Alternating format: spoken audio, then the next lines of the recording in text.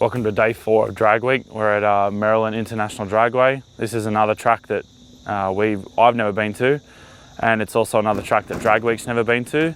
This year's the first time in about 12 years, I think, from memory, that we've actually used all different tracks. So none of these tracks have ever had a Drag Week event before, so that's pretty cool. We're busy prepping the car again for this morning.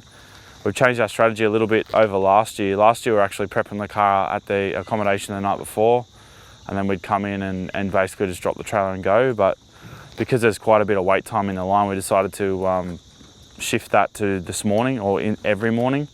It seems to have not affected our strategy at all.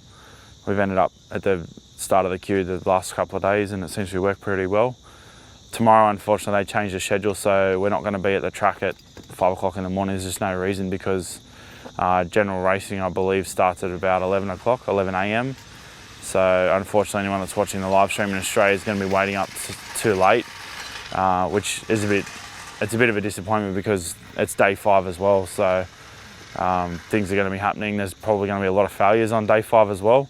So everyone will do like a safe pass on day 5, and then they'll all put big tune-ups in the cars and change parts to go faster, and there's going to be all sorts of crazy shenanigans going on at 1 o'clock tomorrow afternoon to try and just... People are going to be trying to win classes tomorrow, really. Like, everyone's trying to be putting in a good average time, obviously, the whole course of the week, but Friday's the day where you can really try and make it up and swing for the fence, because if you put all of it in the car on day 1 and break it, you're not even close to finishing. Whereas come day 5, once you drive through the gates on day 5, it's the best feeling ever. And the first time you've done a pass on day 5 that's good enough to hand in, we're going to do the same. We're going to wick the cars up. Benny's pretty keen to try and run a 7. I wouldn't mind trying to run an 850. If I can run an 850, it's actually going to fix my average pretty well as well. Like, that'll put us with like an 870 average or something if I can hand an 850 in on day 5. Today we're also trying to run an 8. I'm not super concerned by it, but I'd like to try and run an 880 today, just to try and creep that average down. I think if we run an 880 today, it'll be about a 9.0 average, or maybe just dip into the 8s. So fingers crossed, we'll see what happens, and we'll see you guys a little bit later when there's actually some light to look at stuff. Has anyone heard from Zane yet? No, he's pretty cool. Negative.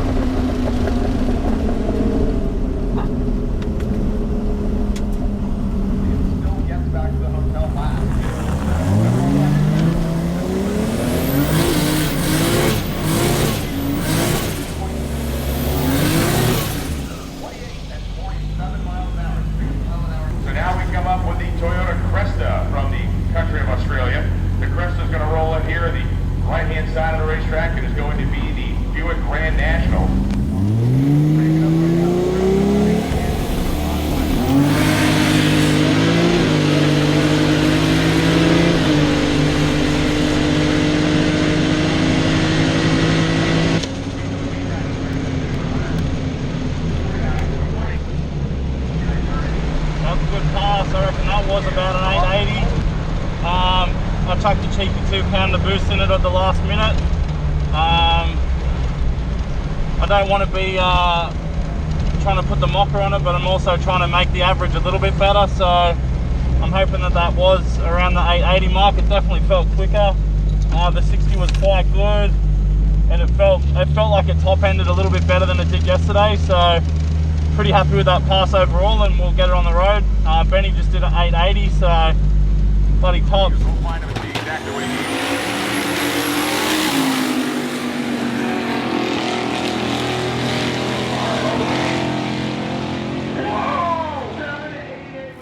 We've just done our pass for the day, first and only pass for the day. Just gone 8.9 at 149, so I'm pretty happy with that. I'm hoping that may actually give us an 8-second average now. Benny made a really good pass too, went 880. By the time I got back down here from the timing shed, the boys were already ready to go changing wheels and packing chutes and stuff. So we're ready to get on the road. It's going to be a good day. We're super keen to get to the end today and just be able to chill out and actually have a bit of downtime and not be all frantic and crazy. You said that yesterday though. Yeah, we did say that yesterday, but we're actually going to stick to it today. So we're only thing we've got to do today on the car, which wasn't part of the structure, is change the front brake pads. The brakes we're using, they're just, for some reason this year, they're just eating pads and discs like it's going out of fashion. So previously we've done a set of pads and discs on drag week and then used them at home after the event. This year we're already down on pads and the discs pretty hammered as well. So I don't know if the quality's changed or what, but I'm already tossing up going back to maybe a more OEM style brake setup, maybe something off a Falcon or something, but it's going to be good. We're going to go and hand these time slips in now. I'm going to pick Benny up on the way.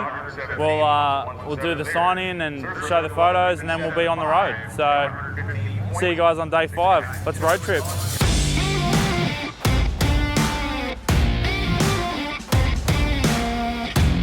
Oh, we've lifted a spot. Back in our residency at number 4.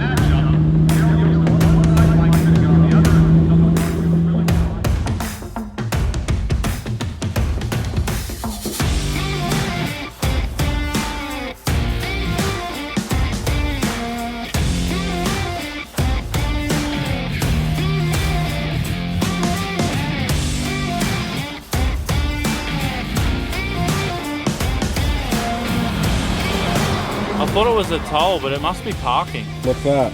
What we paid just down there.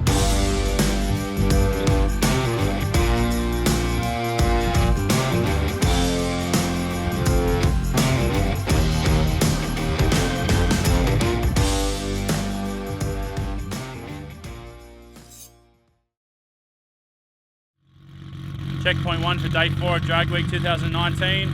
Just snapped our pick, got out of the way. Just grabbed a bite of food while we're here, and then we're going to get back on the road. We should be in town in about an hour and a bit, so we'll go to checkpoint 2, and then we can cruise around for the afternoon. Have a bit of a relaxing day for once.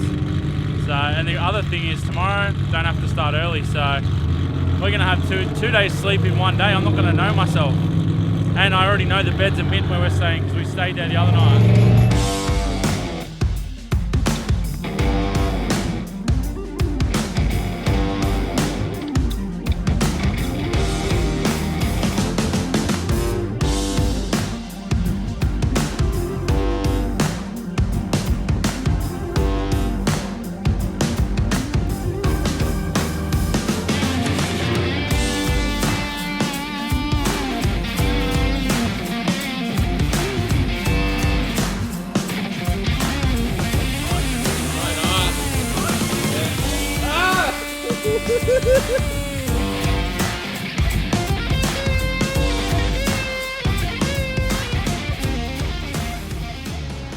Checkpoint numero duo, Benny.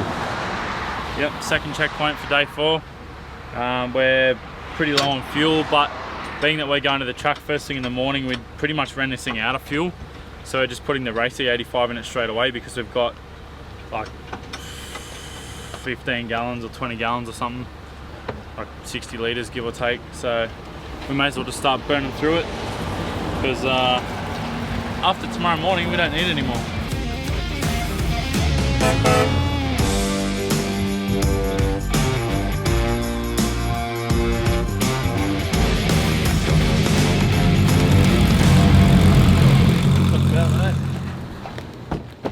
That's day 4 done and dusted. We've officially finished the commute. We actually did longer than the route today because we basically did the whole route and then we actually went to the tractor museum. That was pretty cool actually. I'm not particularly into agricultural equipment, but there's some pretty amazing engineering in some of those things.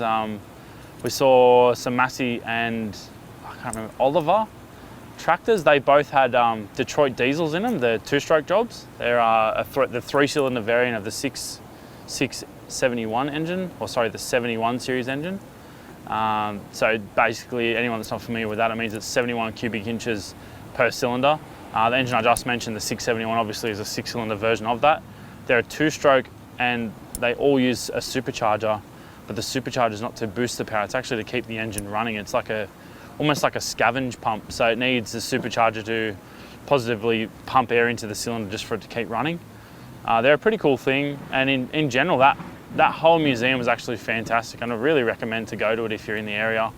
We're just outside of, where are we? Petersburg. Yeah, we're just outside of Petersburg in Virginia. Keystone Museum. Yeah, Keystone Truck and Tractor Museum. Thoroughly recommend checking it out. Apparently he owns all of those things, all of those vehicles bar 4. Yeah, apparently the proprietor of the museum owns everything on display except for four. We couldn't find out which ones they were that he doesn't own, but yeah, fantastic place to go and check out. Unfortunately, we kind of forgot to film in there, but we were just chilling out and enjoying it for what it was. It's good to relax and tourist for a bit. Yeah, exactly. So it's the first thing we've done that hasn't been drag week on the whole trip so far. So it's it was a worthwhile thing to go and do and check it out. And yeah, I'm pretty stoked we went because it was a massive collection and there was so much different stuff to look at. And even those orchard tractors, how cool were they? Yeah, got like full fairings on them. They look all space age and streamlined. And you're not into it, but you seem very enthusiastic about it, Ben. I wasn't, but now I am. Yeah, I'm kind of like enjoying it. Tell me about tomorrow. Tomorrow is day 5. Day 5 Drag Week 2019. We're back at Virginia Motorsports Park? Yep. Virginia Motorsports Park. Back there tomorrow. Day 5 is a change up on the schedule, so we won't be running first down the track. They run Street Eliminator on day 5 to have final qualifying, because they actually run final qualifying or the final, maybe both. I think they have a final qualifying in the morning and then they run the top 30 cars heads up back to back until they have a winner. That is probably going to take an hour and a half, so that kicks off at 10 o'clock.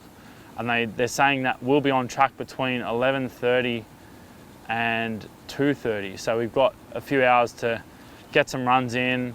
The plan is to wind both cars up after we do a safe pass. So I'm going to run the car on today's tune, get a timesheet. Hopefully I'll get an 8 on that first timesheet.